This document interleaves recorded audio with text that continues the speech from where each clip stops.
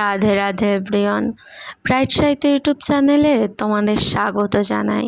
গল্পের নাম নীল চিঠির শহর। তো চলো বেশি কথা না বলে গল্প শুরু করি। পুরনো শহরের সরু গলিগুলো সন্ধ্যা নামলেই অন্যরকম হয়ে যায়। হলুদ আলো, দূরের ট্রামের শব্দ আর ভিজে বাতাসে একটা অদ্ভুত বিষণ্ণতা মিশে থাকে। মেঘলা প্রতিদিনের মতো ছাদে উঠে এসেছিল, হাতে একটা পুরনো বই। আকাশে কালো মেঘ জমেছে, কিন্তু তবুও সে ছাদে আসে, কারণ এই ছাদটাই তার একমাত্র শান্তির জায়গা। ঠিক তখনই পাশের বাড়ির ছাদে একটা মেয়েকে দেখতে পেল। মেয়েটা রেলিংয়ের পাশে দাঁড়িয়েছিল, কালো ওড়না বাতাসে উঠছে, হাতে ছোট্ট একটা টব, মনে হচ্ছে গাছে জল দিচ্ছে। মেঘলা আগে কখনো তাকে দেখেনি।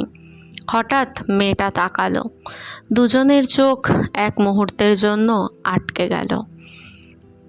মেঘলা তাড়াতাড়ি চোখ নামিয়ে নিল, কিন্তু অদ্ভুতভাবে বুকের ভেতর ধুকপুক শব্দটা বেড়ে গেল।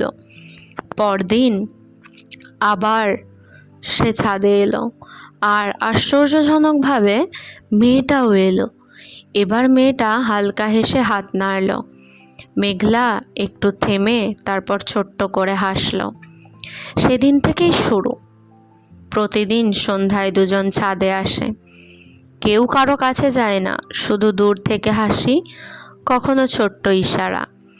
একদিন মেয়েটা কাগজে কিছু লিখে ওপরে তুলে ধরল, তোমার নাম। মেঘলা অবাক হয়ে নিজের খাতায় লিখল, মেঘলা তোমার। ওপাশ থেকে উত্তর এলো, ঈশা। তারপর শুরু হলো কাগজে কাগজে কথা বলা। তুমি বই পড়তে ভালোবাসো? হ্যাঁ। বৃষ্টি? অনেক।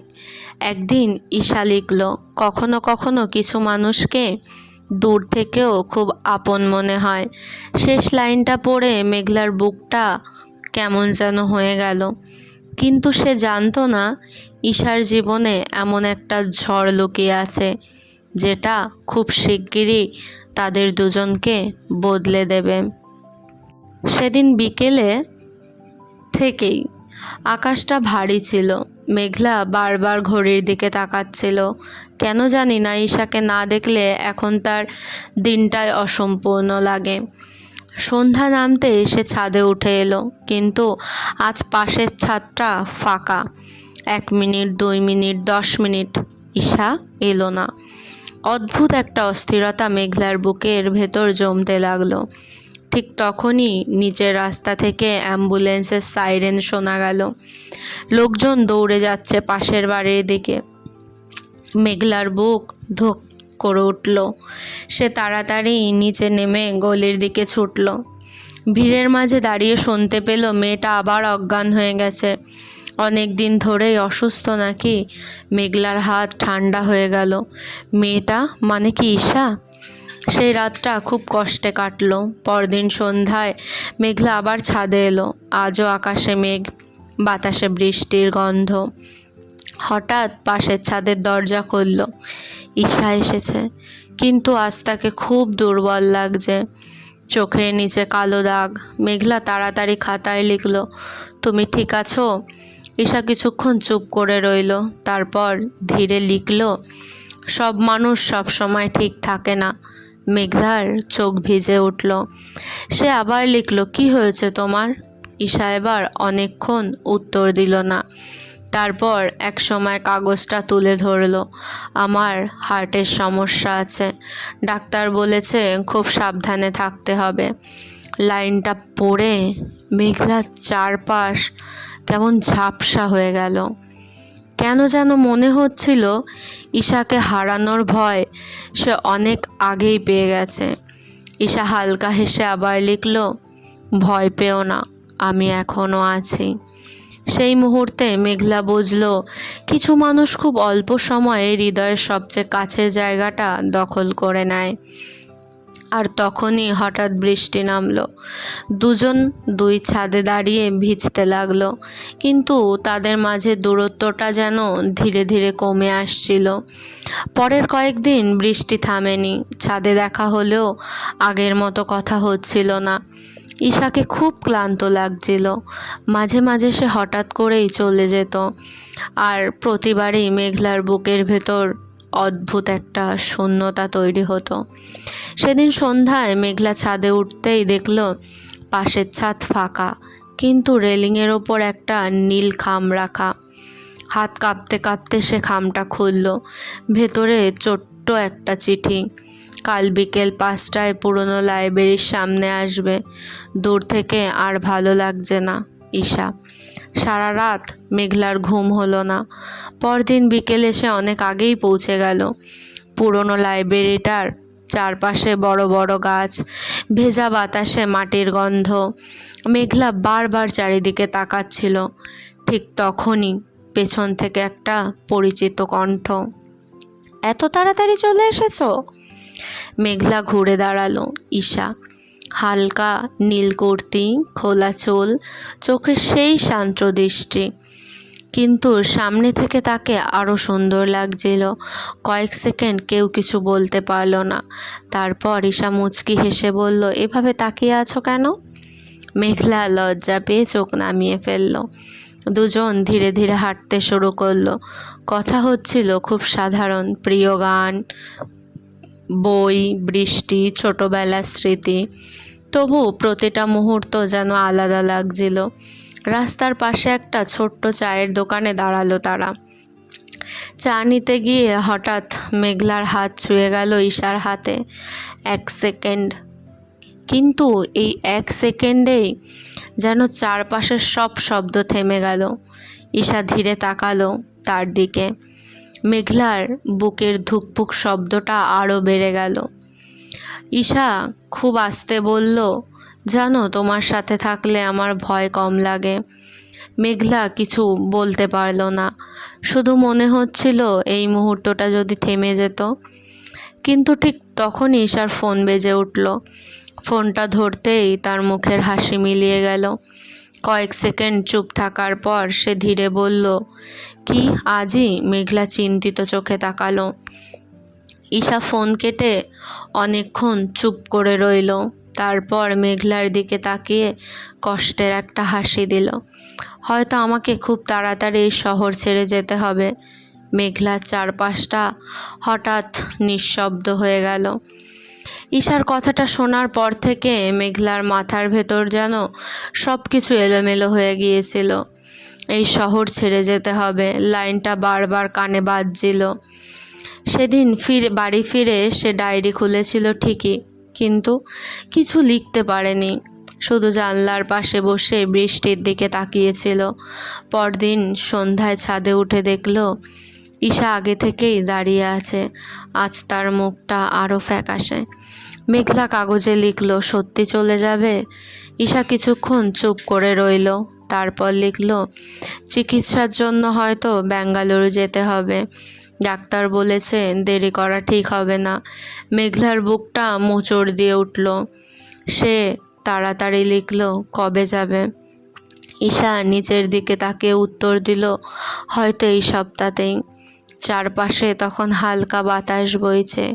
দূরে কোথাও শব্দ ভেসে আসছে, কিন্তু মেঘলার মনে হচ্ছিল পুরো শহরটা হঠাৎ খুব ফাঁকা হয়ে গেছে। সেই রাতে ঈশা একটা মেসেজ পাঠালো, কাল দেখা করবে। পরদিন তারা গঙ্গার ঘাটে দেখা করলো। আকাশ মেঘলা, নদীর জল ধূসর। দুজন পাশাপাশি বসেছিল, কিন্তু কেউ কথা বলছিল না। অনেকক্ষণ পরে ঈশা ধীরে বলল, জানো, আমি আগে কাউকে এতটা নিজের কাছে আসতে দেইনি। মেঘলা চুপচাপ শুনছিল। ঈশা হালকা হাসলো, তুমি আসার পর সব কিছু বদলে গেছে। মেঘলার চোখ ভিজে উঠল।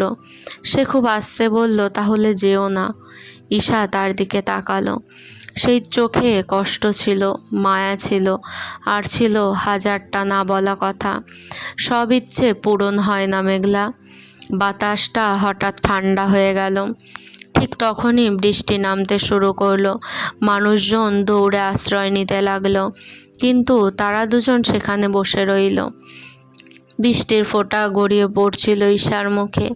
হঠাৎ সে খুব আস্তে মেঘলার হাত ধরে ফেলল। মেঘলা কেঁপে উঠল। ঈশা ফিসফিস করে বলল, যদি কোনোদিন আমি হারিয়ে যাই তাহলে আমাকে ভুলে যেও না। মেঘলার চোখ বেয়ে জল নেমে এলো। সে শুধু হাতটা আরো শক্ত করে ধরল, কারণ সেই মুহূর্তে সে বুঝেছিল কিছু মানুষকে ভালোবেসে ফেললে দূরত্ব আরো দূরত্ব মনে হয় না। ঈশা চলে যাওয়ার দিনটা খুব অদ্ভুত ছিল। সকাল থেকে আকাশটা ধূসর, মনে হচ্ছিল শহরটাও যেন মন খারাপ করে আছে। মেঘলা সারা রাত ঘুমায়নি, বারবার ফোনটা হাতে নিয়েছে, আবার রেখে দিয়েছে। কি বলবে সে, থেকে যাও নাকি ভালো থেকো? কোন কথাটাই ঠিক মনে হচ্ছিল না। বিকেলে সে পৌঁছালো স্টেশনে। প্ল্যাটফর্মে ভিড়, ট্রেনের শব্দ, চায়ের দোকানের ধোঁয়া, সব কিছুই স্বাভাবিক, শুধু মেঘলার ভেতরটায় অস্বাভাবিকভাবে কাঁপছিল। ঈশা একটু দূরে দাঁড়িয়েছিল, হাতে ছোট্ট ব্যাগ। আজ তাকে ভীষণ শান্ত লাগছিল। মেঘলা ধীরে তার সামনে গিয়ে দাঁড়ালো। কেউ কিছু বলতে পারছিল না। শেষ পর্যন্ত ঈশাই হাসলো। এত চুপ কেন? মেঘলা কষ্ট লুকিয়ে বলল, চলে যাচ্ছ বলে। ঈশা কিছুক্ষণ তাকিয়ে রইল তার দিকে, তারপর ব্যাগ থেকে একটা নীল খাম বের করলো। আমি চলে যাওয়ার পর খুলবে। মেঘলা খামটা হাতে নিল, তার হাত কাঁপছিল। ঠিক তখনই ট্রেন ঢুকে পড়ল প্ল্যাটফর্মে। হুইসেলের শব্দে চারপাশ কেঁপে উঠল। ঈশা ধীরে বলল, আমাকে নিয়ে এত ভাববে না। মেঘলা এবার আর নিজেকে আটকাতে পারল না। চোখের জল মুছতে মুছতে বলল, তুমি গেলে আমি আবার একা হয়ে যাব। ঈশার চোখেও ভিজে উঠল। সে খুব আস্তে মেঘলার কপালে হাত রাখল। কিছু মানুষ দূরে গেলেও হারিয়ে যায় না। ঘোষণা ভেসে এলো, ট্রেন ছাড়বে। ঈশা ধীরে ট্রেনে উঠে দাঁড়ালো দরজার পাশে। মেঘলা নিচে দাঁড়িয়ে শুধু তাকিয়ে রইল। ট্রেনটা ধীরে ধীরে চলতে শুরু করলো। শেষ মুহূর্তে ঈশা কাচের ওপাশ থেকে একটা ছোট্ট হাসি দিল, আর তারপর ট্রেনটা ভিড়ের মধ্যে হারিয়ে গেল। মেঘলা অনেকক্ষণ একই জায়গায় দাঁড়িয়ে রইল। চারপাশে শব্দ ছিল, মানুষ ছিল, তবু তার মনে হচ্ছিল পুরো পৃথিবীটা হঠাৎ নিঃশব্দ হয়ে গেছে। সেই রাতে বাড়ি ফিরে সে নীল খামটা খুলল। ভেতরে একটা চিঠি। মেঘলা, যদি কোনোদিন ফিরে আসি তাহলে আবার সেই ছাদে দাঁড়িয়ে আমাকে একবার হাসবে ঈশা। চিঠিটা পড়ে মেঘলা চোখ বন্ধ করল। বাইরে তখন আবার বৃষ্টি শুরু হয়েছে। এই 3 মাসে ঈশা চলে যাওয়ার পর 3 মাস কেটে গেছে। এই 3 মাসে শহরটা আগের মতোই ছিল। সন্ধ্যায় ট্রাম চলেছে, বৃষ্টি নেমেছে, ছাদে বাতাস বইছে। শুধু মেঘলার জীবনটাই বদলে গেছে। সে এখনও প্রতিদিন সন্ধ্যায় ছাদে ওঠে, অভ্যাস হয়ে গেছে। পাশের ছাদটা এখনও ফাঁকা, তবু সে তাকিয়ে থাকে। হয়তো কোনো দিন দরজাটা আবার খুলবে। ঈশা মাঝে মাঝে মেসেজ করতো, খুব ছোট্ট ছোট্ট, আজ বৃষ্টি হয়েছে, ছাদের গাছগুলো বেঁচে আছে তো, তুমি এখনও ডায়েরি লেখো। কিন্তু গত 15 দিন কোনো খবর নেই। মেঘলার ভেতরে অদ্ভুত একটা ভয় জমতে শুরু করেছিল। সেদিন রাতেও সে ফোনের স্ক্রিনের দিকে তাকিয়েছিল। হঠাৎ একটা অচেনা নম্বর থেকে কল এলো। মেঘলার বুক ধক করে উঠল। ফোন ধরতেই ওপাশ থেকে একটা মেয়ের কণ্ঠ। আপনি কি মেঘলা? জি, কে বলছেন? আমি রিয়া, ঈশার কাজিন। মেঘলার হাত ঠান্ডা হয়ে গেল। কয়েক সেকেন্ড কোনো শব্দ বের হলো না তার মুখ থেকে। রিয়া ধীরে বলল, ঈশা আপনাকে খুব মনে করে। মেঘলার চোখ ভিজে উঠল। সে কাঁপা গলায় বলল, কেমন আছে? ওপাশে কিছুক্ষণ নীরবতা। তারপর রিয়া বলল, অপারেশন হয়েছে, এখন একটু ভালো। কিন্তু একটা কথা আছে। মেঘলার বুকটা কেঁপে উঠল। কি কথা? ঈশা কলকাতায় ফিরতে চায়। মুহূর্তের জন্য মেঘলা বিশ্বাসই করতে পারল না। তার চোখ বেয়ে জল নেমে এলো। সত্যি? রিয়া হেসে বলল, হ্যাঁ, আরও বলেছে ফিরলে প্রথমে সেই ছাদেই যাবে। কল কেটে যাওয়ার পর মেঘলা অনেকক্ষণ চুপ করে বসে রইল। তারপর ধীরে ছাদে উঠে এলো। রাতের আকাশে চাঁদ উঠেছে, হালকা বাতাস বইছে। মেঘলা পাশের ফাঁকা ছাদের দিকে তাকিয়ে খুব আস্তে বলল, আমি এখনও অপেক্ষা করছি ঈশা। ঠিক তখনই হঠাৎ তার ফোনে একটা মেসেজ এলো। ঈশা, মেসেজে শুধু একটা লাইন, আর একটু অপেক্ষা করো, আমি ফিরছি। মেঘলার ঠোঁটে ধীরে ধীরে হাসি ফুটে উঠল। অনেক দিন পর তার মনে হলো হয়তো কিছু গল্প সত্যিই হারিয়ে যায় না। সেদিন সকাল থেকেই মেঘলার মন অদ্ভুতভাবে কাঁপছিল। ঈশা আজ ফিরবে, এই কথাটা বারবার মাথার ভেতর ঘুরছিল। বিকেল নামতেই আকাশ মেঘ জমল। ঠিক ফোনটা যেমনটা হয়েছিল তাদের প্রথম দেখা হওয়ার দিন। মেঘলা ধীরে ছাদে উঠে এলো। চারপাশে হালকা বাতাস, দূরে কোথাও বৃষ্টির গন্ধ। পাশের ছাদটা এখনো ফাঁকা। মেঘলার বুক ধুকপুক করছে। 1 মিনিট, 2 মিনিট, তারপর হঠাৎ দরজাটা খুলল। মেঘলার নিঃশ্বাস যেন থেমে গেল। ঈশা অনেকটা শুকিয়ে গেছে, চোখের নিচে ক্লান্তি আছে, তবু সেই শান্ত হাসিটা এখনও একই রকম। দুজন কিছুক্ষণ শুধু একে অপরের দিকে তাকিয়ে রইল। মনে হচ্ছিল এতদিনের অপেক্ষা, কষ্ট, দূরত্ব সব কিছু এই এক মুহূর্তে এসে থেমে গেছে। ঈশা হাসল, হালকা হেসে বলল, এখনও ছাদে আসো? মেঘলার চোখ ভিজে উঠল। কেউ একজন ফিরবে বলে অপেক্ষা করছিলাম। ঈশা ধীরে রেলিংয়ের কাছে এসে দাঁড়ালো। বাতাসে তার চুল উড়ছে। আমি ভেবেছিলাম তুমি হয়তো ভুলে যাবে। মেঘলা মাথা নাড়ল। কিছু মানুষকে ভুলে যাওয়া যায় না।